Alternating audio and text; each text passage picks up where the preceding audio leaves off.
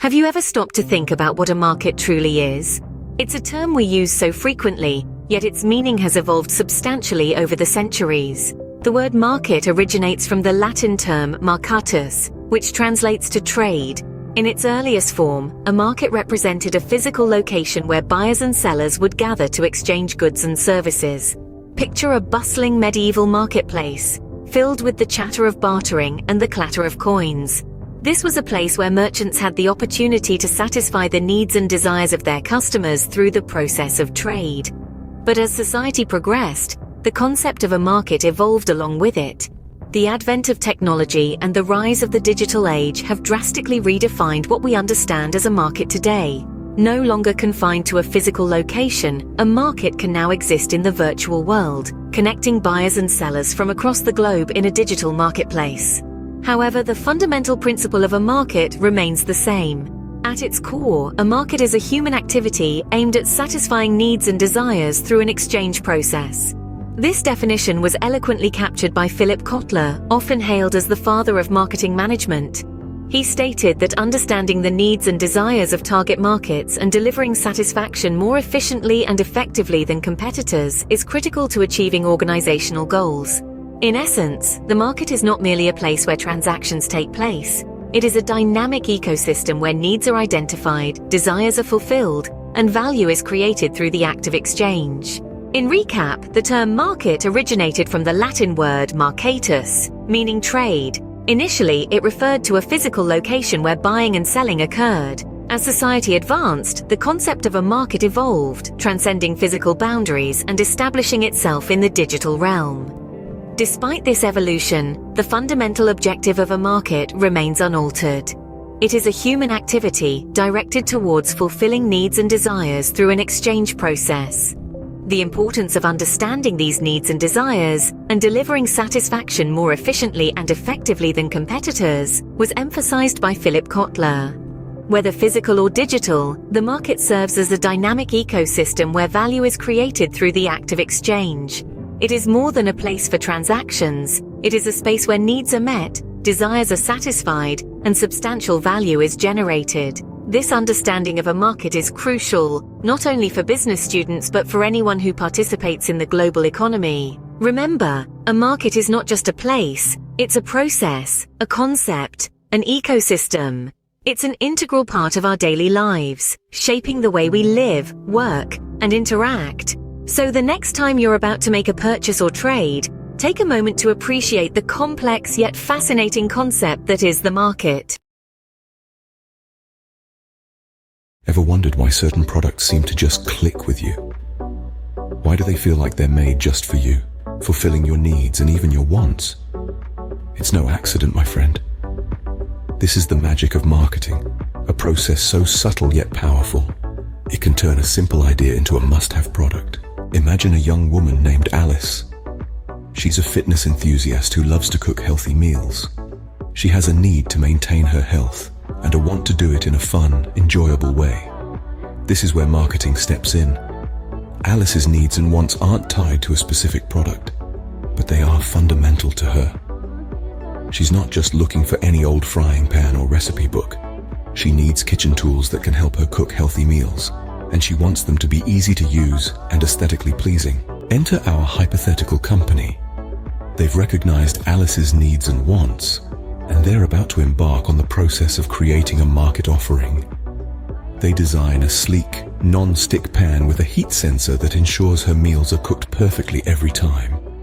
They also launch a companion app that offers a variety of healthy recipes. This isn't just a product. It's a solution designed specifically to meet Alice's needs and wants. But our company doesn't stop there. They understand that the success of their market offering hinges on creating customer value. They ensure their pan is of high quality and durable, and they price it competitively. The accompanying app is free, but it offers premium recipes for a small fee. The company knows that if they can deliver a product that provides more value to Alice than what she pays for it, they've hit the jackpot. Now, how do Alice and the company make this exchange? It's not as simple as handing over a pan and receiving cash. There are certain conditions that must be met. First, there must be at least two parties involved.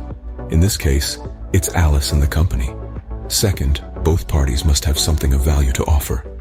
Alice has money, and the company has the pan and the app. Third, there must be a way for these two parties to communicate. This could be through a website, a store, or even a TV ad. Fourth, both parties must have the freedom to accept or reject the offer.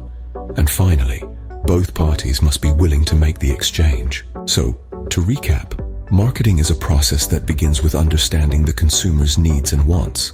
It then involves creating a market offering that meets these needs and wants, and providing value that exceeds the cost of the product. The process concludes with an exchange, where the consumer receives the product, and the company receives something of value in return. This is the essence of marketing, a process that's as much about understanding people as it is about selling products. It's a dance, a dialogue, a delicate balance of give and take. And when done right, it can turn a simple need or want into a product that feels like it was made just for you. Ever wondered how businesses succeed in today's competitive landscape? Well, one word sums it up: marketing. Yet, marketing is far from a simple concept. It's a comprehensive framework that entwines a host of activities and strategies aimed at understanding, satisfying, and retaining customers. First and foremost, marketing involves the gathering and analyzing of market information. This means systematically collecting and scrutinizing data to understand the dynamics of the market, including its strengths, weaknesses, opportunities, and threats. This function employs both primary and secondary sources to identify customer needs, motivations, and preferences. Next, there's marketing planning. This function develops a structured marketing plan to achieve specific objectives.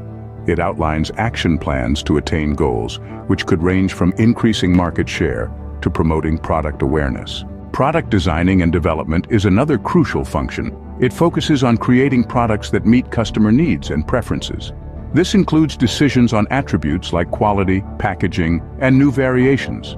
It also emphasizes the importance of anticipating and addressing evolving customer needs through innovation. Then we have standardization and grading. This function ensures consistency and uniformity in product quality.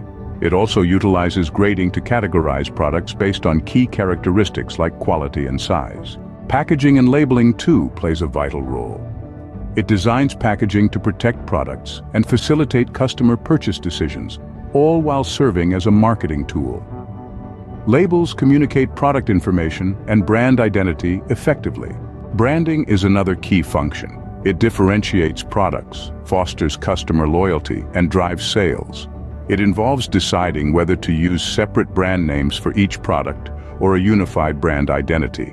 Customer support services enhance customer satisfaction and loyalty. This function encompasses various services, including sales assistance, complaint resolution, and maintenance services. The pricing of products is a strategic function. It sets product prices considering factors such as demand, competition, and perceived value.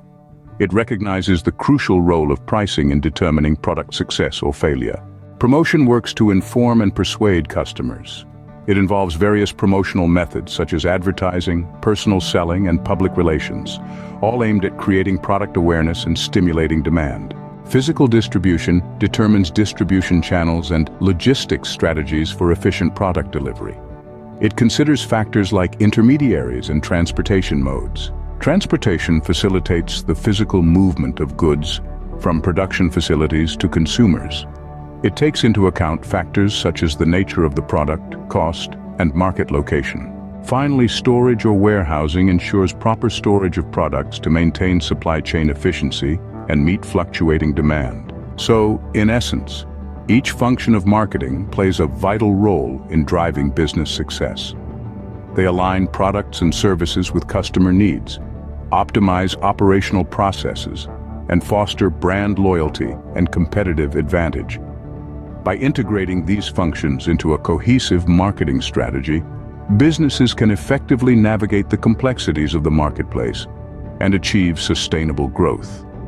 That's the power of marketing. Have you ever wondered what the key functions of marketing a product are? Let's dive in to unravel the answer. In the world of business, marketing isn't just about advertising a product and waiting for sales to skyrocket. It's a complex process that involves a series of actions, each designed to ensure the product reaches the right consumer at the right time. Today, we're going to delve into these functions using a case study. Picture this: a company eager to boost its product sales. It's pulling out all the stops, from informing potential customers about its product to persuading them to make a purchase. Personal selling, promotional activities, you name it, they're doing it. But this company isn't just concerned about making sales. It's looking to build long-term relationships with its customers. It's investing in after-sales services, providing maintenance services, and even sharing useful information with its customers. All these efforts are geared towards one goal: repeat purchases. Yet, amid all these efforts, there's one aspect the company is overlooking: the decision regarding channels of product distribution. Without a well-devised strategy for this crucial function of marketing, the company's overall efforts may fall short. So what are the key functions of marketing we've highlighted so far? Let's recap. First, there's informing customers about the product. This is achieved through advertising, personal selling, and promotional activities. These tactics are designed to raise awareness about the product and its benefits, ultimately leading to increased sales. Second, there's persuasion. This involves convincing potential customers that the product is worth buying. It's about showcasing the product's unique selling points and demonstrating how it solves a problem or fulfills a need. Next, we have the function of after-sales service. This is all about enhancing customer satisfaction after a purchase has been made. By offering services such as maintenance and providing useful information, companies can ensure their customers have a positive experience with the product, encouraging them to make repeat purchases. Finally, there's the often overlooked function of deciding on channels of distribution. This involves determining how the product will reach the customer. Will it be sold online or in physical stores? Will it be sold directly to the consumer or through intermediaries? Without a clear strategy for distribution, a company's marketing efforts may not reach their full potential. In conclusion, marketing is not a one-size-fits-all affair. It's a complex process that involves a series of functions, each playing a crucial role in ensuring a product reaches its intended customer base. By understanding these functions, companies can devise effective marketing strategies that not only boost sales, but also foster long-term customer relationships.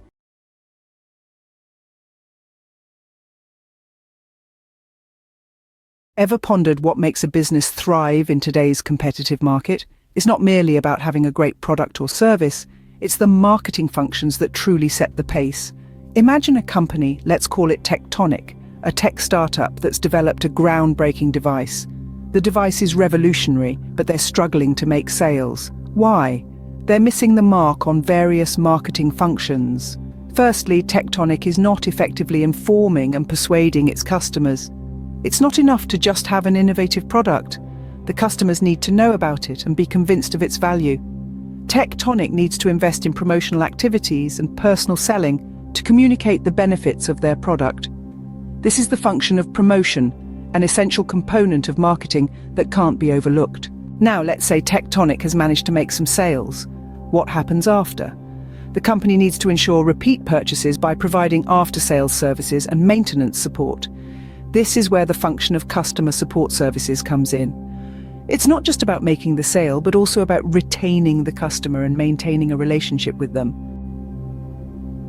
Another pivotal function of marketing is providing useful information to customers. Customers appreciate when a company goes the extra mile to educate them about the product and its benefits.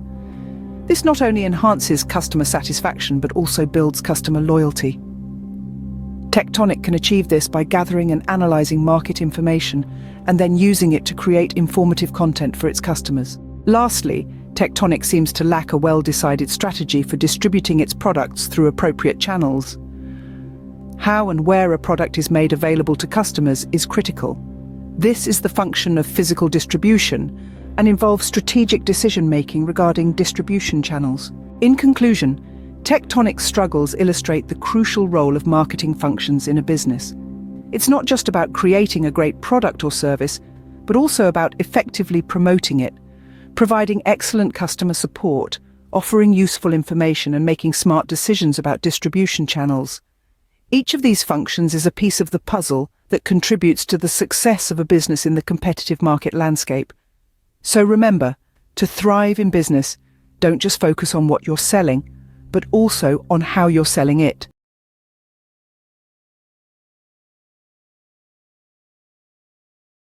Ever wondered how the marketing management philosophies we know today came to be? It's quite a journey, starting with the Industrial Revolution and transforming through the years with changes in production, consumer preferences, and societal needs. So, buckle up as we take a deep dive into the evolution of marketing management philosophies. First up, we have the production concept, which dates back to the early days of the Industrial Revolution. Back then, the pool of producers was quite limited. Industrialists operated under the assumption that consumers were primarily interested in goods that were both easily accessible and affordable. The focus was on widespread availability and cost-effectiveness. As we move forward in time, we see an improvement in supply and a shift in consumer preferences. This brings us to the product concept. Now, consumers are leaning towards products that outperform others, have better quality, and come with more features. The spotlight now shines on product improvement, which becomes the key to maximizing a company's profits. With the increase in production scale comes the rise of competition, leading us to the selling concept. Now, there are numerous companies selling similar products, so just having good quality and availability isn't enough to survive in the market. The companies have to engage in aggressive sales and promotional activities because if they don't, consumers simply won't buy their products. Here comes a shift in perspective with the marketing concept. It's all about determining what consumers want and delivering exactly that. The main aim is to satisfy customers while also making a profit. It's a win-win situation. Customer satisfaction becomes a prerequisite for achieving the company's goals and objectives. Last but certainly not least, we arrive at the social marketing concept. This concept adds a new layer to customer satisfaction, societal welfare. Companies adopting this concept need to strike a delicate balance between their profits, customer satisfaction, and societal interests. It's not just about making sales anymore, it's about making a difference. And there you have it, the evolution of marketing management philosophies from the Industrial Revolution to the present day. Each philosophy has its unique focal points, from product availability and affordability to customer satisfaction and societal welfare. As we continue to evolve, who knows what the next big philosophy in marketing management will be? What is it that truly drives business decisions? Is it profit margins, market shares, or perhaps something more intangible, like customer satisfaction or ethical considerations? Today, we delve into the minds of three business people, Ginika, Tanish, and Rohit, as they discuss their unique perspectives on consumer exploitation and the role of ethics in business. Imagine a meeting room, a table, 3 chairs, and a world of ideas ready to burst forth. Sitting at this table are Ginika, Tanish, and Rohit, 3 entrepreneurs who champion different approaches to business strategy. Ginika is the first to speak up. She voices a concern that many consumers are being exploited by businesses that prioritize profit over ethical considerations. She firmly believes in the importance of social responsibility and the need to consider ecological impacts in business decisions. This is reflective of ethical thinking. Ethical thinking is characterized by a focus on doing what's right, even at the cost of profits. It's about considering the broader impacts of business decisions. And it's a perspective that's gaining more and more traction in today's socially conscious world. Next, we hear from Tanish. He points out the undeniable pressure to satisfy consumers. He understands that customers need to be convinced and motivated to buy, and that's where his focus lies. Tanish operates from a perspective of consumer-oriented thinking. This approach prioritizes the needs and wants of consumers, including their desire for value. It's a perspective that recognizes the importance of perception and presentation in driving sales. Lastly, we have Rohit. he emphasizes the importance of understanding customer needs. He insists that businesses have a duty to keep consumer satisfaction in mind, considering that businesses operate using resources made available to them by society. Rohit's perspective is one of societal marketing thinking. This approach is a blend of the other two, balancing the needs of consumers with the ethical obligations businesses have to society. Each of these ways of thinking, ethical, consumer-oriented, and societal marketing, is essential in its own way. They serve different purposes and address different aspects of business operations, but they all underscore one common theme: the power and importance of consumers. Whether it's through prioritizing ethical standards, catering to customer needs, or balancing the two, these perspectives highlight the need to consider consumers in every business decision.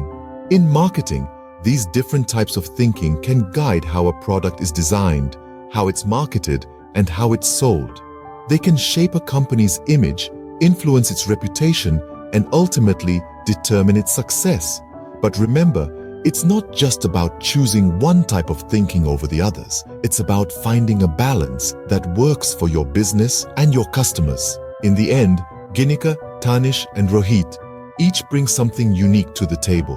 Their different perspectives shed light on the complexities of business decision-making and the importance of considering multiple angles. So, as we navigate the world of business, let us remember the lessons from this meeting, to consider our ethical obligations, to understand our customers, and to find the balance that best serves both our businesses and our society.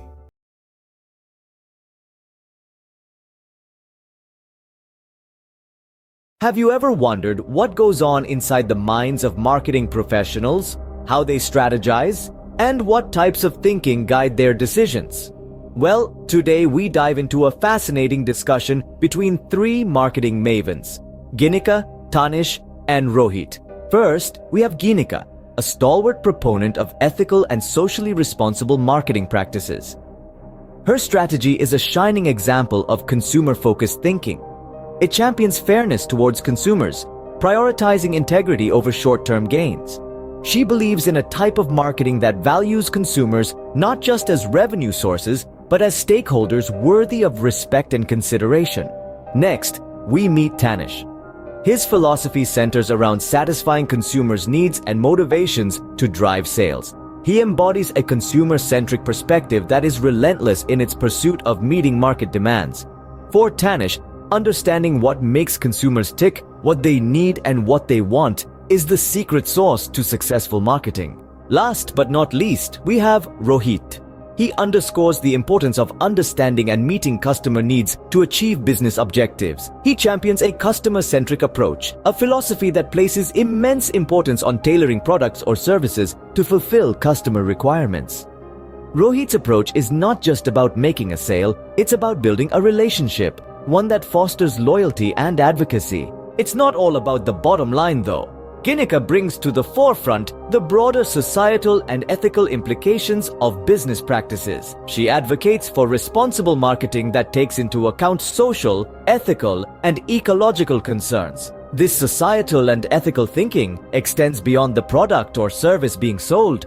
It's about how a business operates in its entirety. It's about a commitment to corporate social responsibility, where businesses actively engage in initiatives that benefit society and the environment beyond profit motives. So, what can we take away from this enlightening discussion between Ginika, Tanish, and Rohit? They each bring unique perspectives to the table, demonstrating a blend of consumer-focused, customer-centric, and societal ethical thinking in their marketing efforts. Ginika reminds us that consumers are more than just potential sales. They are individuals who deserve respect and honesty. Tanish shows us that understanding and catering to consumer needs and motivations are the keys to driving sales. And Rohit emphasizes the importance of building lasting relationships with customers, creating experiences that foster loyalty and advocacy. And let's not forget Ginika's important reminder about the broader societal and ethical implications of business practices. It's a call to all businesses to engage in responsible marketing, to consider the social, ethical, and environmental impacts of their actions, and to contribute positively to the communities they serve. These insights provide a glimpse into the diverse types of thinking that shape marketing strategies. They remind us that marketing is not just about making a sale, it's about building relationships, understanding consumers, and making a positive impact on society. So the next time you think of marketing, remember Ginika, Tanish, and Rohit and the valuable lessons they've shared.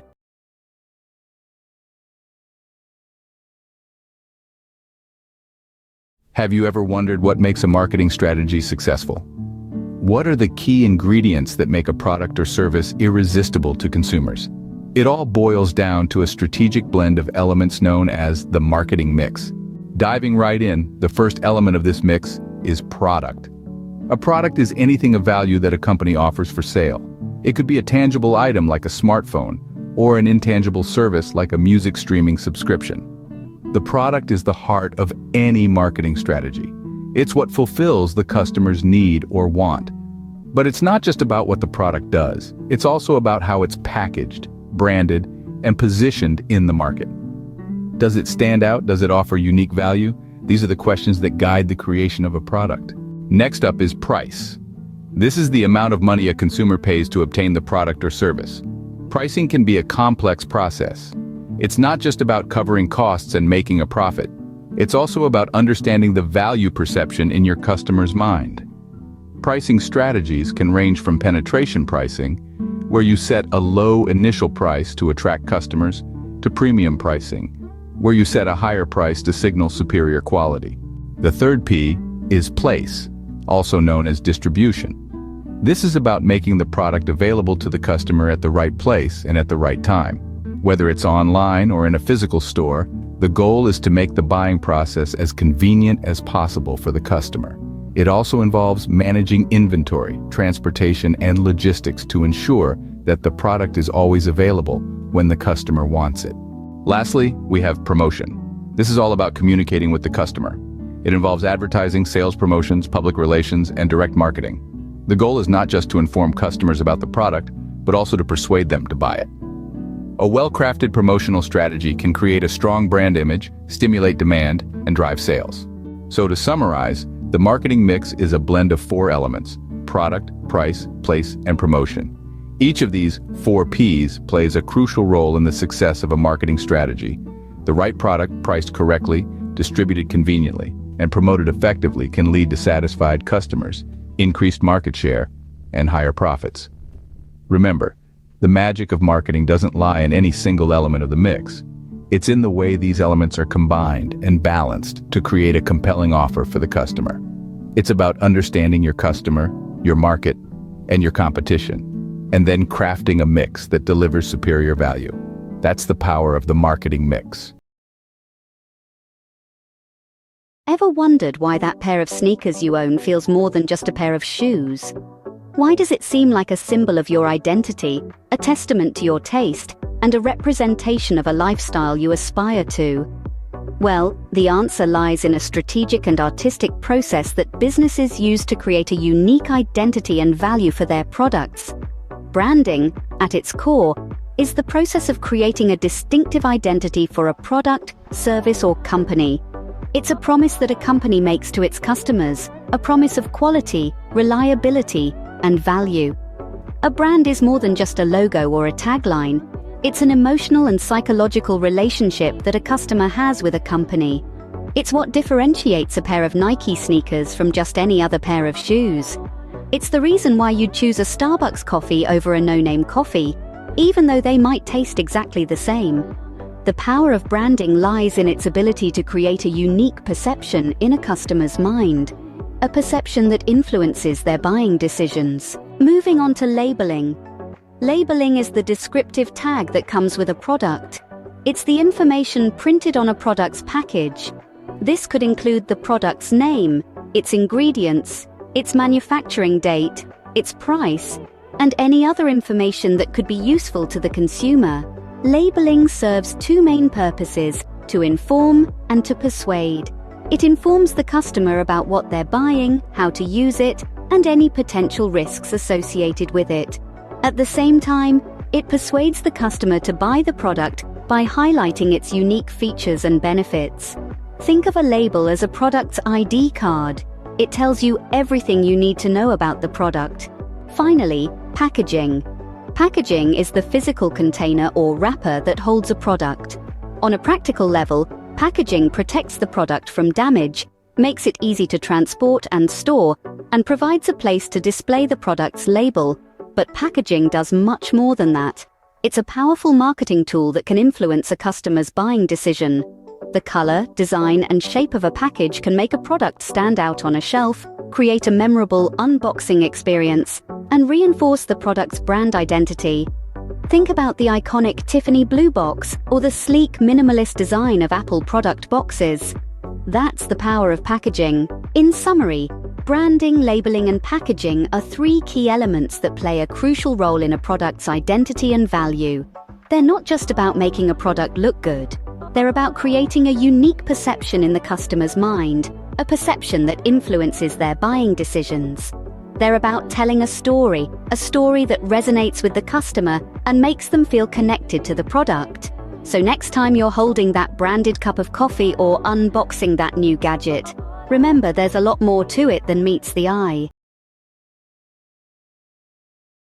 Have you ever wondered why some companies seem to have a magical allure that captivates our attention while others fall by the wayside? The answer lies in a powerful concept called branding.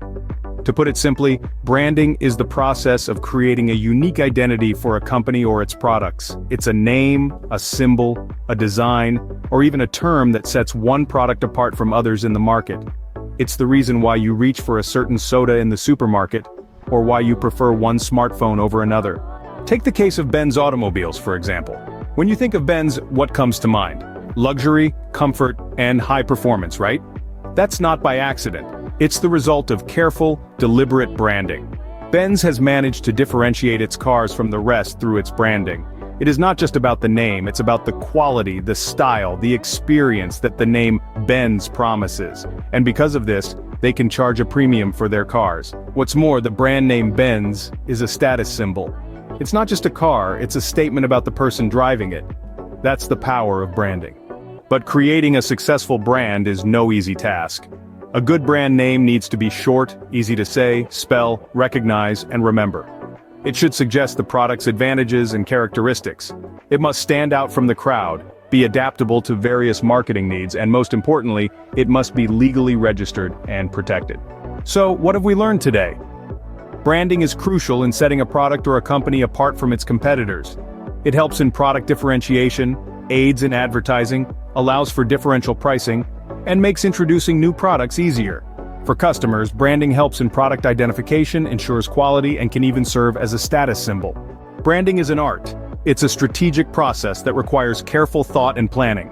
But when done right, like in the case of Benz, it can transform a simple product into a symbol of luxury and quality.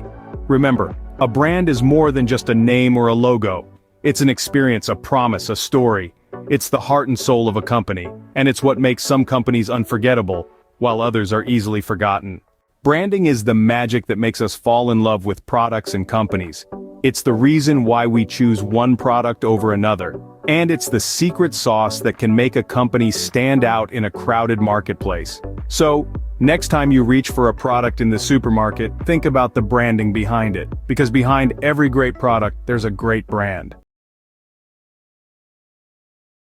Have you ever wondered what the labels on your favorite products tell you?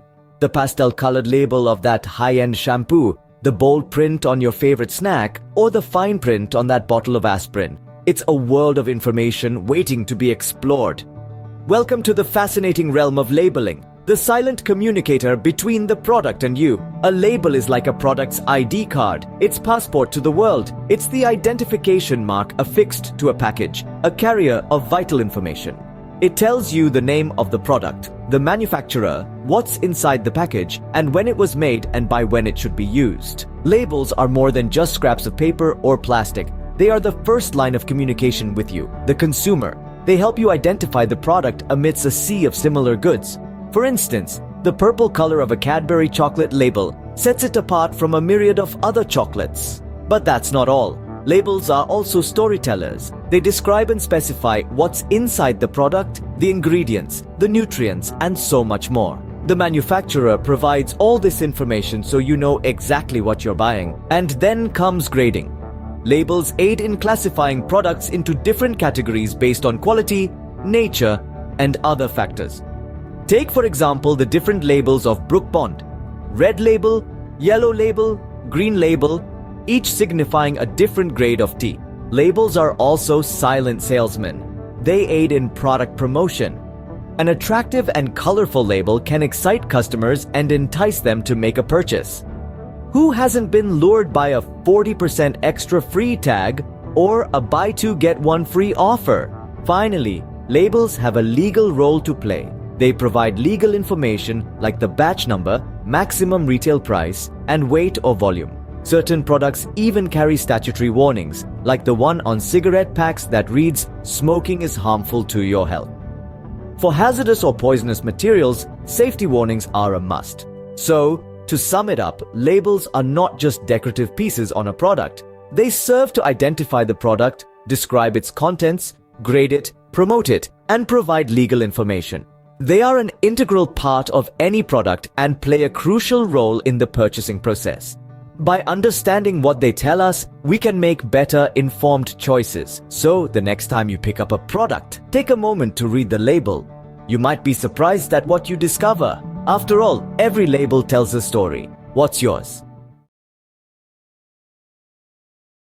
Have you ever wondered why the packaging of a product is so important? Why does it seem like companies spend as much time designing the box as they do the product itself? Today we're going to delve into the intriguing world of product packaging, unraveling its levels and functions in an easy-to-understand manner. Packaging, in its simplest definition, refers to the design and development of a product's container or wrapper. It's often considered a silent salesman, as effective packaging can significantly contribute to the sale of a product. But the packaging isn't just about the outer layer that you see, it exists on multiple levels. The first layer is the primary package. This is the product's immediate container or covering. Think of the wrapper around a toffee or a matchbox. It's the first line of defense, protecting the product from the outside world. Next, we have the secondary package. This is like the bodyguard of the primary package, providing an additional layer of protection that remains until the product is ready for use. An example of this would be the red cardboard box that houses your Colgate toothpaste. Lastly, there's the transportation package. This is the extra layer of packaging used for storage, identification, and transportation. For instance, when a manufacturer puts a batch of toffee packages into a larger cardboard box for storage in a warehouse, that's the transportation package. Now that we've demystified the levels of packaging, let's shift gears and explore their functions. Packaging does more than just protect a product. It has a multifaceted role in the product's journey from the factory to your hands. One of the key functions of packaging is product identification. A distinctive package design can make a product instantly recognizable, distinguishing it from its competitors on a crowded shelf. Packaging also plays a crucial role in facilitating product usage.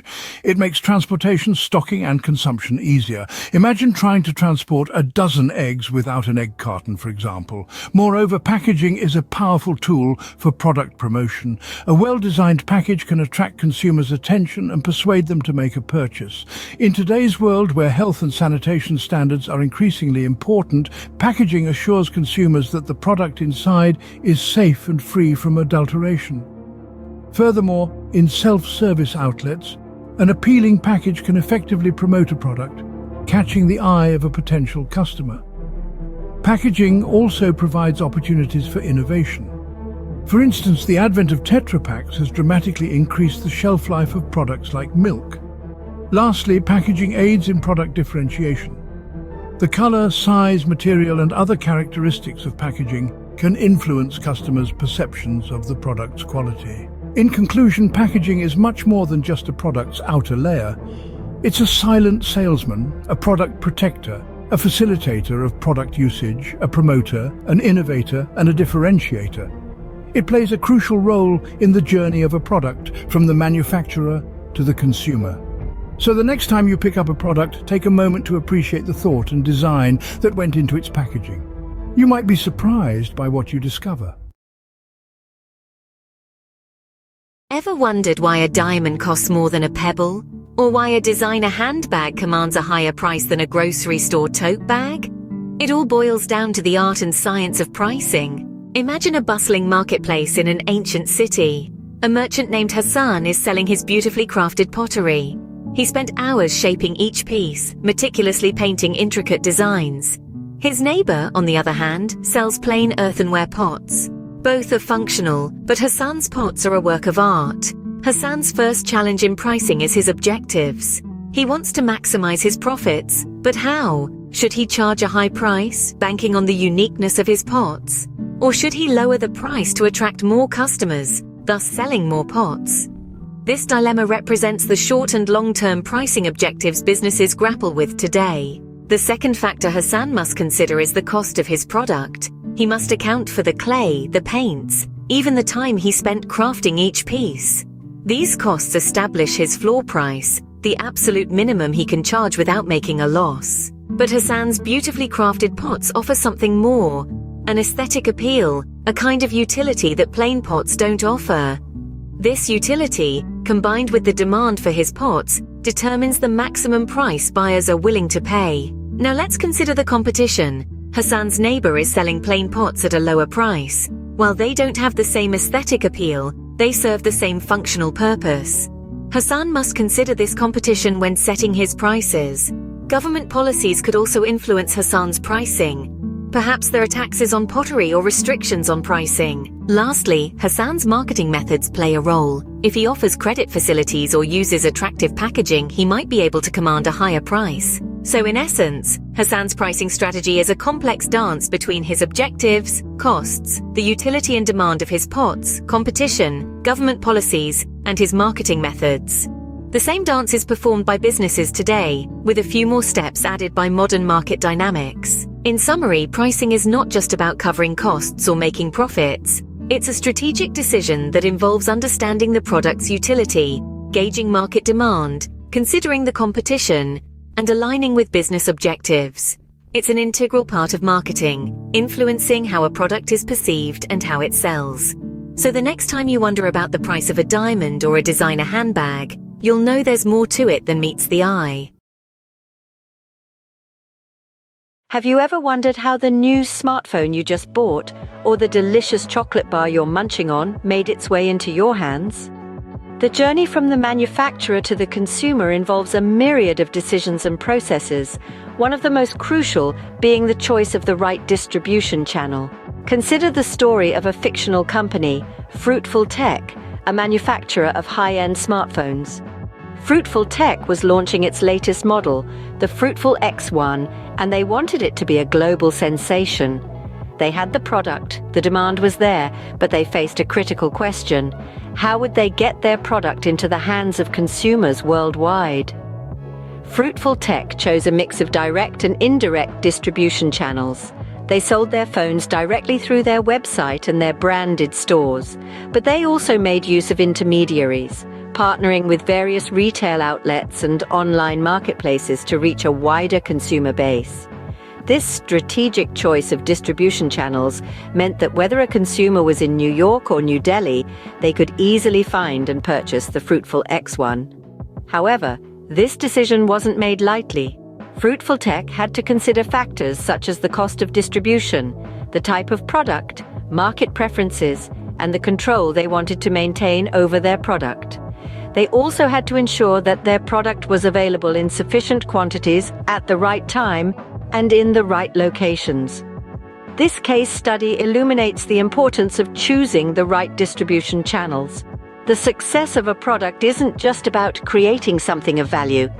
It's also about making sure it reaches the consumer in the most efficient and effective manner. In sum, the key points discussed today highlight the critical role of distribution channels in a product's journey from manufacturer to consumer. Firstly, the choice of distribution channel is a strategic decision that can significantly impact a company's performance. It requires careful consideration of various factors, such as cost, product type, market preferences, and desired control over the product. Secondly, a company must ensure that their product is available in the right quantity, at the right time, and in the right locations. This requires planning, coordination, and effective management of resources. Finally, a company can use a mix of direct and indirect distribution channels to maximize their reach and cater to different consumer preferences. This approach allows a company to benefit from the advantages offered by different channels while mitigating their downsides. So the next time you purchase a product, spare a thought for the complex web of decisions and processes that brought it into your hands. Behind every product, there's a story of strategic decisions, careful planning, and meticulous execution. And at the heart of this story lies the choice of the right distribution channel. Ever wondered how your online order reaches your doorstep? How that book you ordered online or that adorable sweater for your pet lands up in your hands? It's a complex journey, a marvel of modern logistics that we're going to unravel today. The journey of your order is a symphony of steps that come together to form what we call physical distribution, a process that ensures your product reaches you in perfect condition and in a timely manner. First on this list is order processing. This is where your order is received and recorded. It's the first and perhaps the most critical step in the process. Accurate and timely order processing is essential. Imagine if your orders arrive late or in the wrong quantity. That's a recipe for dissatisfaction and could lead to losing business and goodwill. Then comes transportation. This is the stage that moves goods from manufacturers to consumers. It's like the veins in our bodies, carrying lifeblood to all parts. This step ensures that the product is available at the point of sale. It's the trucks on the highway, the ships on the ocean, and the planes in the sky, all working to bring your order to you. The third vital component is inventory control. This is all about ensuring that there's just the right amount of product available. Not too much to cause wastage, and not too little to cause shortages. It's a delicate balancing act. The right level of inventory means additional demand can be met in less time, and inventory requirements will be minimal. Finally, we have warehousing. This is where products are stored and sorted, creating what we call time utility. Think of it as a resting spot for your products. It's essential to bridge the gap between the time the product is manufactured and the time it is distributed for consumption. So there you have it, an intricate dance of steps that ensures your online order winds its way from a warehouse to your home, from order processing, where your order is received and recorded, to transportation, which moves your goods from the manufacturer to you. Then inventory control, ensuring the right amount of product is always available, and finally, warehousing, where the products rest before reaching their final destination. Physical distribution.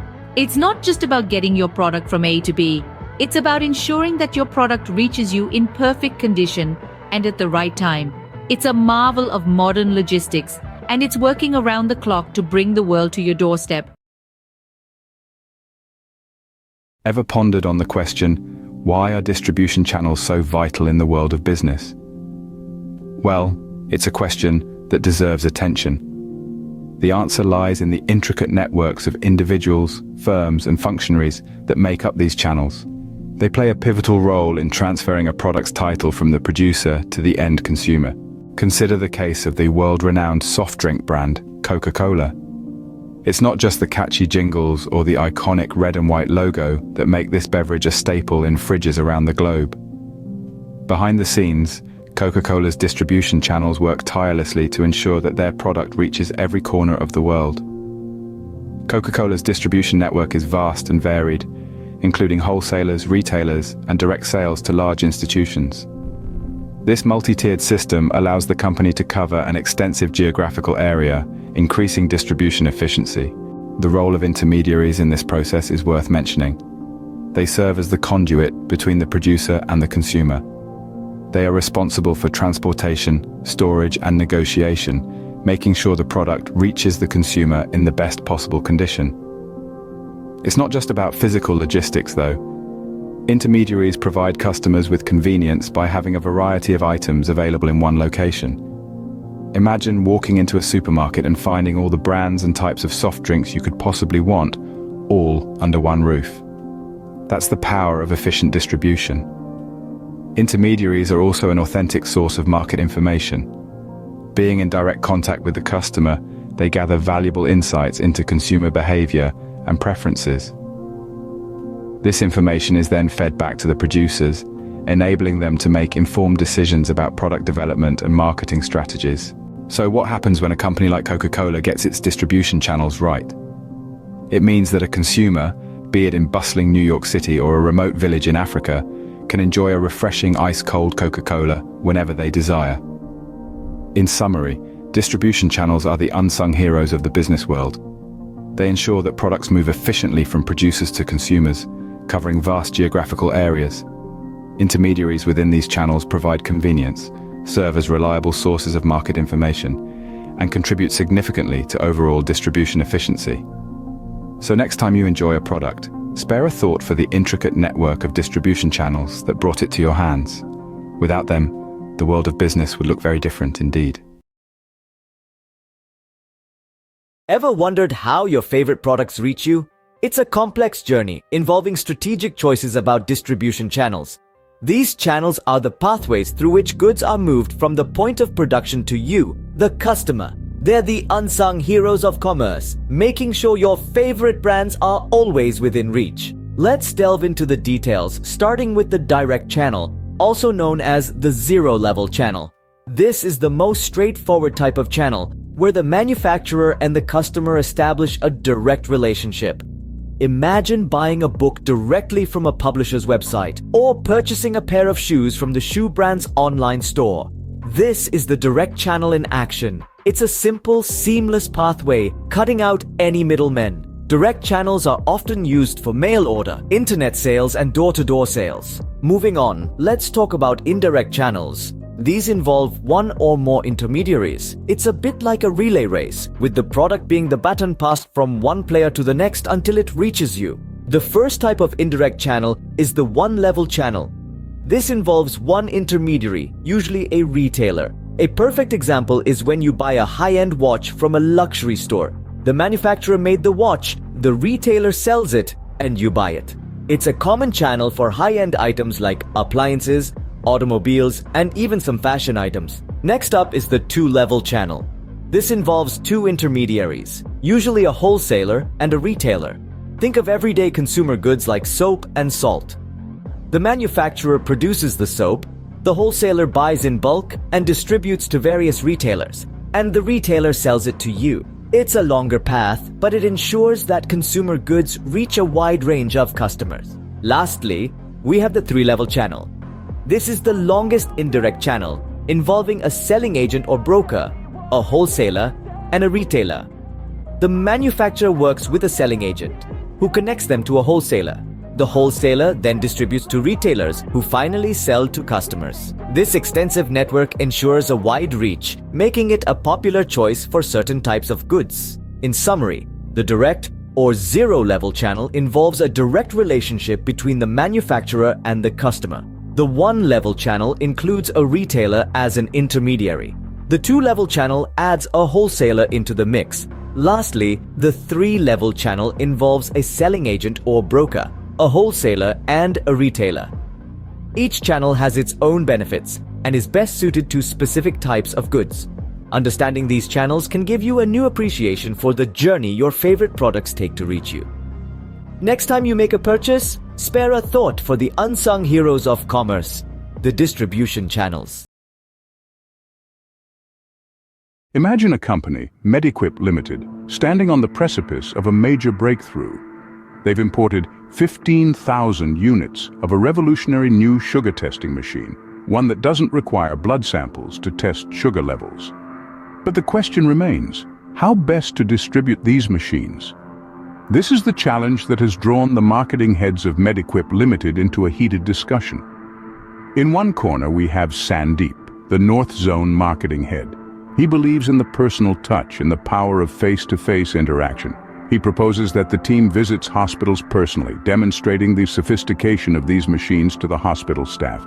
He also suggests recruiting additional trained personnel to facilitate this, but this approach doesn't sit well with everyone. Himanshu, Another zonal head raises a valid point.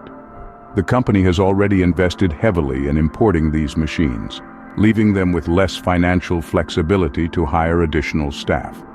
The question of cost-effectiveness inevitably creeps into the discussion. Enter Rahul, the fresh-faced zonal head of the South Zone. He takes a more analytical approach. He argues that, given the size of the order is not particularly large, a thorough study of the factors determining the choice of channels of distribution is needed before making any decisions. So, what are the key takeaways from this discussion? Firstly, the sophistication of the product. Sandeep's suggestion to personally visit hospitals and demonstrate the product's functionality underscores the importance of thorough product knowledge and training in the distribution process. Secondly, cost implications. Himanshu's concerns highlight the need to consider the financial impact of distribution methods. Not all strategies are feasible given the company's current financial situation. Finally, the size of the order.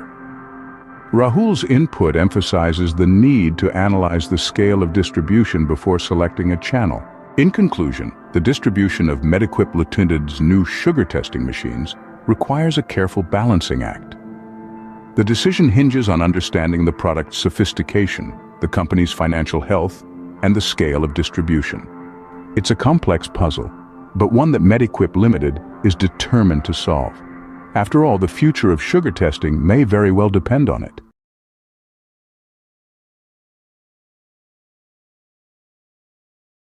What influences the selection of distribution channels? A critical question for any business striving for success, whether you're a startup or an established corporation. The first factor we'll explore is product characteristics. Consider the example of a company producing sophisticated sugar testing machines. These high-tech devices might require personalized explanations and demonstrations, suggesting a need for direct sales channels like personal visits to hospitals. But there are alternatives too. The company could consider providing comprehensive product literature or online resources for self-learning, reducing the need for extensive personal demonstrations, and potentially lowering distribution costs. Next, let's tackle market characteristics. Understanding the preferences and behaviors of hospitals and healthcare professionals in each zone is crucial. Different regions may have differing levels of acceptance for new technologies, affecting the choice of distribution channels. To navigate this, conducting market research to understand regional preferences, regulatory requirements, and existing distribution networks can help tailor the distribution strategy to each zone's specific needs. Cost considerations are also significant. The company's financial constraints play a pivotal role. The cost of recruiting and training additional staff for personal demonstrations needs to be weighed against the potential benefits. Exploring alternative methods of training and support, such as online training modules or hiring freelance trainers on a project basis, could help mitigate the financial burden of recruiting additional staff. Order size and frequency is another important factor. For smaller orders, it becomes essential to optimize distribution channels to maximize efficiency and minimize costs. The company may opt for more cost-effective distribution channels, such as leveraging existing relationships with distributors or utilizing online platforms for sales and support. Lastly, we have the competitive environment. Understanding how competitors are reaching hospitals and healthcare providers can provide insights into effective strategies. Differentiating the company's distribution approach through superior customer service, after-sales support, or value-added services can help gain a competitive edge. In summary, the choice of distribution channels hinges upon a multitude of factors. Product characteristics, market characteristics, cost considerations, order size and frequency, and the competitive environment all play a role. Fully understanding and addressing these factors can help a company tailor its distribution strategy for success in each specific zone. Remember, no one size fits all, and a well-thought-out distribution strategy can be a game changer in the competitive world of business.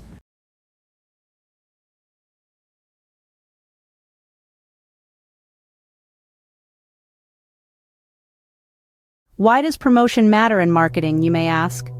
Let's delve into this intriguing topic. Promotion, in the realm of marketing, is the use of communication with a dual intent.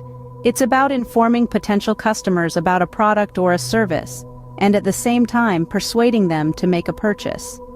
It's not just about shouting into the void, hoping someone, somewhere, will hear and respond. It's a strategic and targeted approach, designed to reach out to those who are most likely to find a product or service appealing and beneficial. Promotion is a critical component of the marketing mix, a blend of product, price, place, and promotion, often represented by the 4 Ps. Marketers use various communication tools, from traditional advertising to social media campaigns, to encourage the exchange of goods and services in the market. It's about creating a dialogue, a conversation between the business and its potential customers. It's about sharing information, creating interest, and ultimately driving sales. The set of promotional tools or techniques used by a company are not chosen at random. They are carefully selected and designed to entice and persuade customers to buy its products. It's about reaching the right people, at the right time, with the right message. Whether it's an attention-grabbing billboard, a catchy jingle on the radio, a compelling social media post, or a persuasive sales pitch, each promotional tool has its role to play in the overall marketing strategy. So, to summarize, promotion in marketing is a communication strategy with a twofold purpose: to inform potential customers about a product or service, and to persuade them to buy it. It is a crucial element of the marketing mix, employing a range of communication tools to stimulate the exchange of goods and services. The choice of promotional tools and techniques is strategic, designed to attract and convince customers to purchase a company's products. It's not about shouting into the void, but about starting a conversation, creating a connection, and ultimately driving sales. So next time you see a captivating advertisement or hear a catchy jingle, remember, it's not just about selling a product or a service, it's about communication, connection, and persuasion. It's about promotion. And that, my friends, is why promotion matters in marketing. Ever wondered how companies communicate their products or services to their target audience? How they manage to capture attention, arouse interest, and convince potential customers to take action? Well, it's all about the magic of the promotion mix. Picture a symphony orchestra. Each instrument, when played alone, can create a beautiful melody, but it's when they all come together, that's when the magic happens. That's how a promotion mix works. It's a blend of different promotional tools that a company uses to communicate effectively and achieve its goals. Think about advertising. It's the trumpet in our orchestra, loud and clear. It's a paid form of non-personal communication about products or services. It's the billboards you pass by on your way to work, the pop-ups on your favorite websites, or the commercials during your favorite TV show. Coca-Cola, for instance, uses advertising to create a positive image of their products and to reach a broad audience. They create memorable ads that evoke emotions and connect with the audience on a personal level. Next, there's personal selling. It's the violin playing a solo up close and personal. It involves one-on-one interaction between the salesperson and the potential customer. It could be a door-to-door salesperson or a representative at a trade show. For example, real estate agents use personal selling when they give house tours to potential buyers. They highlight the features of the property and address any concerns the buyer might have. Then we have sales promotion. Consider it as the percussion section, creating a sense of urgency. It's the short-term incentives to encourage purchase or sales. It could be coupons, discounts, or buy one, get one free offers. For instance, McDonald's often offers promotions like discounted meals or free toys with a kid's meal, encouraging customers to choose them over their competitors. Lastly, there's public relations. It's like the conductor, guiding the orchestra and shaping public perception. It's about building a favorable image for the company and maintaining a positive relationship with the public. This could involve press releases, sponsorships, or charity events. A fine example is Patagonia, an outdoor clothing brand which is known for its environmental activism and commitment to sustainable practices. So, to recap, the promotion mix is a harmonious blend of advertising, personal selling, sales promotion, and public relations. Each tool plays a crucial role in communicating with the target audience. Advertising creates awareness, personal selling builds relationships, sales promotion stimulates action, and public relations shapes public perception. And just like a symphony orchestra, it's about finding the right balance, the perfect blend of instruments to create a masterpiece. A well-crafted promotion mix can capture attention, arouse interest, stimulate desire, and prompt action. So the next time you come across an ad or a salesperson, remember, you're experiencing the magic of the promotion mix, the symphony of business communication. And who knows, you might just be inspired to create your own masterpiece. Can you imagine a world without advertising? Would you ever discover your new favorite book, your go-to coffee blend, or your next dream vacation? Advertising, in its many forms, connects us to a world of possibilities. But how effective is it truly? Advertising is a paid form of non-personal presentation and promotion of goods, services, or ideas. It's an art of persuasion, a business of creativity, and a science of strategy. It's found in your daily newspapers, glossy magazines, the television shows you binge watch, and the radio stations you tune into during your commute. But it's not just about the medium. Advertising is a transaction, a deal struck between the advertiser and the customer. The advertiser bears the cost of the communication, crafting messages designed to entice, inform, and persuade. Yet it's a dance without a partner, a conversation without a reply. There's no direct face-to-face contact between the prospect and the advertiser. It's a monologue rather than a dialogue, a broadcast rather than a conversation. Despite this lack of personalization, advertising has an undeniable power. It's done by a specific person or company, an identified sponsor, giving it credibility and accountability.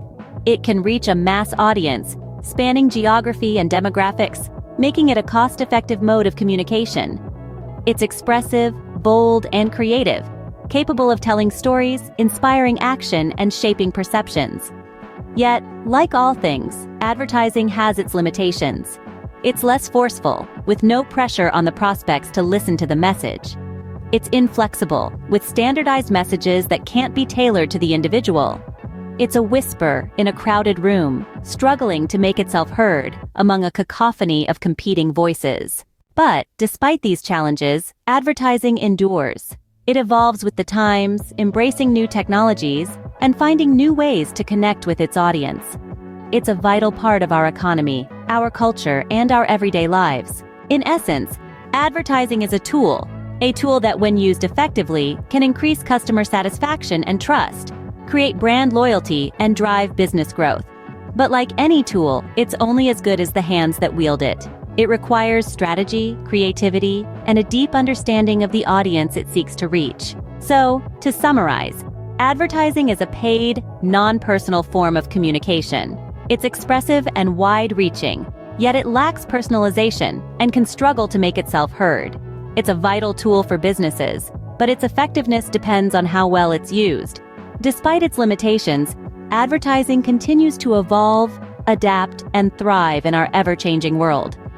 In the end, advertising is not just about selling products or services. It's about connecting people with possibilities. It's about telling stories, sparking interest, and inspiring action. And in a world that's more connected than ever, that's a power that can't be underestimated. Ever wondered why that charismatic salesperson at the mall managed to convince you to buy that fancy gadget you never planned on purchasing? Welcome to the world of personal selling, a powerful tool that can turn a simple window shopping experience into a successful sale. Personal selling is the art of personally contacting prospective buyers of a product or service. It involves a face-to-face interaction between the seller and the buyer with the ultimate goal of making a sale. But is it just about a one-off sale? No, it's so much more than that. A crucial feature of personal selling is the establishment of personal contact. It's not about a hurried exchange of money for goods. It's about creating a connection, a relationship between the seller and the buyer that goes beyond the transaction. It's about understanding the buyer's needs, their preferences, their pain points, and addressing them in a way that's beneficial for both parties involved. This personal contact isn't just about making the buyer feel special. It's about establishing relationships with prospective customers, relationships that are critical in closing sales. It's about building trust, about showing the customer that they matter, that their needs and wants are important, that the seller is there not just to sell, but to provide a solution to the customer's problem. Another key feature of personal selling is oral communication. The power of spoken words cannot be underestimated in this context. A well-articulated pitch, a convincing argument, a sincere recommendation, these can make all the difference in a sale. It's the seller's ability to communicate effectively, to articulate the benefits of the product or service in a way that resonates with the buyer, that can tip the scales in favor of a sale. But what about those pesky doubts that the buyer might have? That's where the quick response to queries comes in. The ability of the seller to address the buyer's concerns, to provide clarifications, to offer solutions, all in real time, is another essential feature of personal selling. Now, what makes personal selling so effective? 1. The flexibility. Each buyer is different, with unique needs and preferences. Personal selling allows the seller to tailor their approach, their pitch, their solution to each buyer. 2. The direct feedback. The seller gets immediate feedback from the buyer, allowing them to adjust their approach if needed. 3. The minimum wastage. With personal selling, the seller targets specific buyers, reducing the chances of wasted efforts and resources.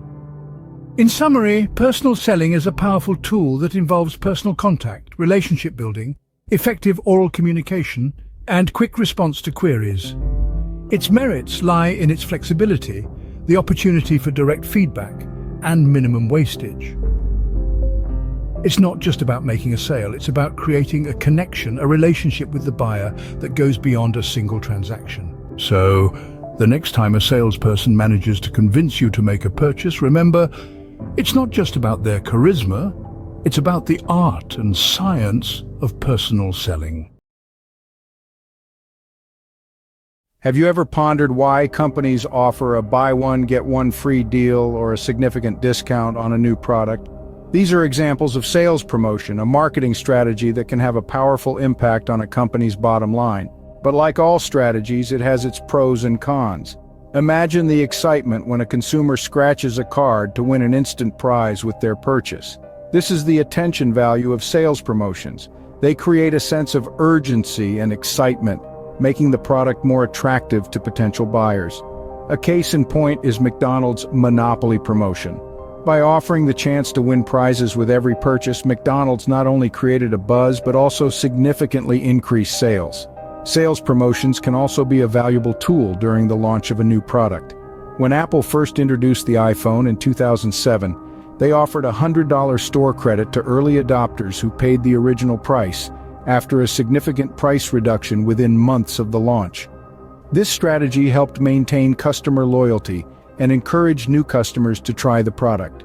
Sales promotions contribute to the synergy and total promotional efforts. They can complement other marketing strategies and contribute to overall sales. For example, when Coca-Cola launched Share a Coke campaign, they combined personalization with sales promotion. By printing common names on their labels and offering a chance to find your name on a Coke bottle, they created an effective sales promotion strategy that boosted their sales. However, like any strategy, sales promotions have their limitations. If a company is constantly offering promotions, it may give the impression of a crisis or that their product is unpopular. Frequent sales promotions can also damage a product's image. Customers may start to question the quality of the product or perceive it as overpriced. Take JCPenney, for example. In 2012, they implemented a strategy of everyday low prices, eliminating sales promotions. This strategy backfired as customers perceived the change as an increase in prices, leading to a significant drop in sales. In summary, sales promotion is a double-edged sword. When used effectively, it can create a buzz, attract new customers, and boost sales. But if overused, it can give an impression of crisis and damage the product's image. The key is to find a balance. Use sales promotions to complement your overall marketing strategy, but don't rely on them entirely. And always remember, the ultimate goal of any marketing strategy is to build a strong, positive relationship with your customers. And that's a promotion worth investing in. Ever pondered how some brands manage to stay at the top of your mind, or how certain news stories grab your attention? The answer lies in the power of public relations. Public relations, often abbreviated as PR, is an intricate web of strategies that aim to shape public perception and influence opinion and behavior. It's a significant tool that organizations employ to foster a positive reputation with the public, potential customers, investors, partners, employees, and other stakeholders. Now let's delve into the roles of public relations. First up, we have press relations. This involves crafting compelling press releases that announce newsworthy events or performances. The role of a PR professional here is to spin a positive story with an engaging headline that the media would find irresistible. The goal? To secure favorable coverage and spread the intended message far and wide. Next, we have product promotion. This is where public relations shines in drawing attention to new products or services. This can be done through organizing a range of events such as news conferences, seminars, and exhibitions. The aim here is to create a buzz around the product, sparking interest and ultimately driving sales. Thirdly, there's corporate communication. This is all about promoting the organization's overall brand. Think newsletters, annual reports, brochures, and other marketing materials. These tools help to shape the image of the organization, contributing to a positive and consistent brand identity. The fourth role is lobbying. Here, the organization maintains cordial relations with government officials and ministers in charge of corporate affairs, industry, and finance. This is crucial in influencing business and economic policies, ensuring the organization's interests are well represented. Lastly, we have counseling. This is where the Public Relations Department advises management on public sentiment and potential impact on the company's standing. This role is essential in mitigating crises and maintaining a positive public image. These roles of public relations work hand in hand to achieve key marketing objectives. They help in building awareness, establishing credibility, stimulating the sales force, and significantly lowering promotion costs. In summary, public relations is a powerful tool that organizations use to shape public perception and influence behavior. Its roles span from press relations, product promotion, corporate communication, lobbying, to counseling. By effectively implementing these roles, organizations are able to maintain a positive image, foster good relationships with stakeholders, and ultimately drive their success. So, the next time you find a brand popping up in your mind or a news story grabbing your attention, remember the power of public relations at work. What would you do if you found a worm in your juice pack? This is the predicament that Radha faced when she discovered a worm in her newly opened juice pack from a reputable company, Zest Limited. She tried to seek resolution through the shopkeeper, then the customer care center, and when all else failed, she turned to a consumer activist group. The group took up Radha's cause, imposing restrictions on the sale of Zest Limited's products from the particular batch, and urging customers to avoid the company's products. This incident led to a considerable loss of reputation for Zest Limited. The CEO, faced with a crisis, handed the responsibility of restoring the company's image to a manager. Here, we see the concept of marketing management coming into play, as it is the manager's task to navigate this crisis and rebuild the company's reputation. Marketing management is a vital concept, especially in crisis situations. It involves the planning, organizing, controlling, and implementing of marketing programs, policies, strategies, and tactics. It's designed to bring about desired exchanges with target markets to achieve organizational objectives. In Radha's case, the manager can utilize marketing management to bring Zest Limited out of this crisis. First, the manager needs to understand the problem and acknowledge the company's mistake. This will involve a public apology and a clear communication plan to inform customers about the steps being taken to rectify the situation. Second, the manager must take the necessary steps to ensure that such an incident does not occur again. This can involve tightening quality control measures, changing suppliers, or implementing new production processes. Third, a part of the marketing management strategy would involve restoring the company's image. This could involve launching new campaigns, offering discounts or incentives, and demonstrating through actions that the company values its customers and is committed to providing high-quality products. In conclusion, marketing management plays a crucial role in managing crisis situations. It can help a company navigate through crises, make necessary changes, and restore its image. In Radha's case, it was the tool that the manager could use to bring Zest Limited back from a damaging incident. So, while finding a worm in your juice pack might be an unpleasant surprise, it's also an opportunity for a company to demonstrate its commitment to its customers and its ability to manage crises effectively. This is the power of marketing management.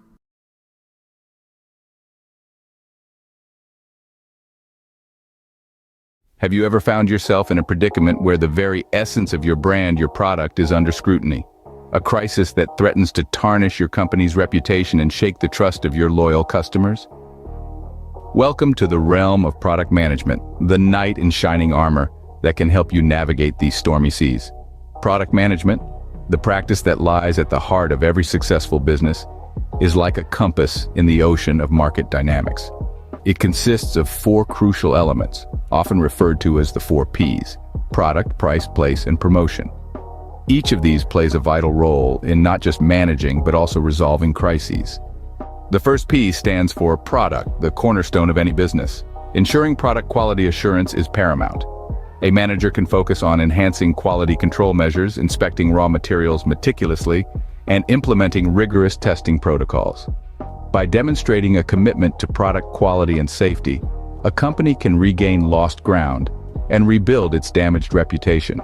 Next up is price, the delicate balance between value and cost. Setting the right price is a game changer. It's not just about covering costs and making a profit. It's about understanding what your customers are willing to pay for the value your product provides. In a crisis, a thoughtful price adjustment can make your product more appealing and demonstrate empathy towards your customers. The third P, place, signifies the strategic positioning of your product. It's about making your product available where your customers are. During a crisis, reassessing your distribution channels and exploring new market spaces can help your product reach more customers and regain lost market share. Lastly, we have promotion. This is all about communication, how you present your product to the world, how you differentiate it from your competitors, and how you attract and retain your customers. In crisis situations, a well-crafted promotional strategy can reestablish your brand image and rebuild customer trust. These 4 Ps of product management are not standalone strategies, but interwoven threads that together form a safety net, catching your business in times of crisis. Each P is a piece of the puzzle, contributing to a larger picture of success and sustainability. So remember, when faced with a crisis, turn to product management. Enhance your product quality, make thoughtful pricing decisions, reassess your product placement, and devise compelling promotional strategies. Together, these steps can help you weather the storm, restore your company's image, and regain your customers' trust. In conclusion, product management is not just a strategy, it's a philosophy. It's about putting your customers at the heart of your business, understanding their needs, and delivering products that exceed their expectations. In times of crisis, it's this philosophy that will guide you, helping you to not only survive, but thrive.